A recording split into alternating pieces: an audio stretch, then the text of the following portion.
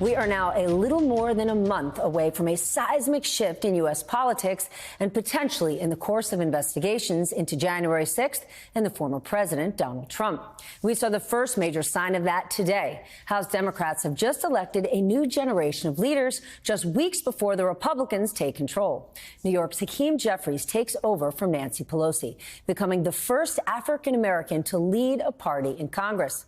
Catherine Clark of Massachusetts was elected whip or lead vote counter, and Pete Aguilar is the new chair of the party caucus in charge of messaging. This afternoon, Jeffries had this to say to Republicans. We seek to find common ground whenever and wherever possible, and we hope that our colleagues on the other side of the aisle, as they temporarily inherit the majority in the next Congress, are willing to proceed with that same spirit of cooperation, fortitude, and mission-centered focus to get things done for everyday Americans. House Democrats have been very aggressive about investigating the former president. Today, the Treasury Department confirmed that 6 years of Trump's taxes are now in the hands of the Ways and Means Committee. They were turned over after a 3-year legal battle that ended with a Supreme Court ruling in favor of the committee.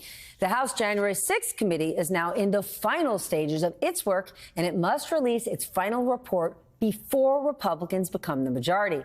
The panel tells NBC News some transcripts from investigators' interviews will be made public along with that report.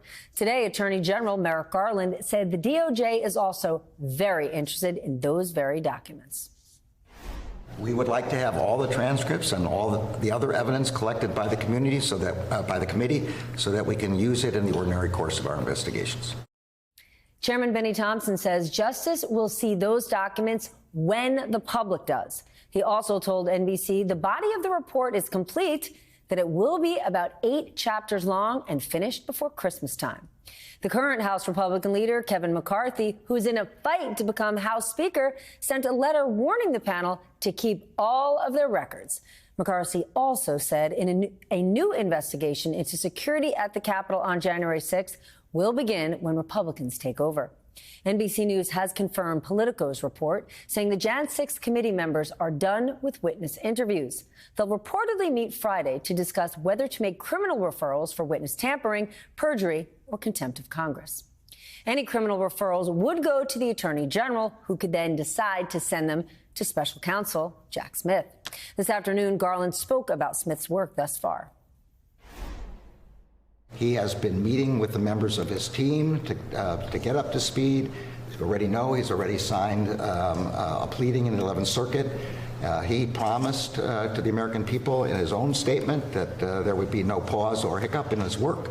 And I understand that that is exactly what's going on now.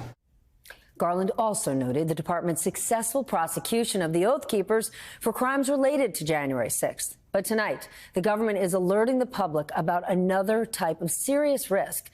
The Department of Homeland Security is warning of potential threats to the LGBTQ, Jewish, and migrant communities coming from, guess where? Violent extremists. The agency says some threats have been inspired by recent attacks, including the shooting at the LGBTQ bar in Colorado Springs, Colorado.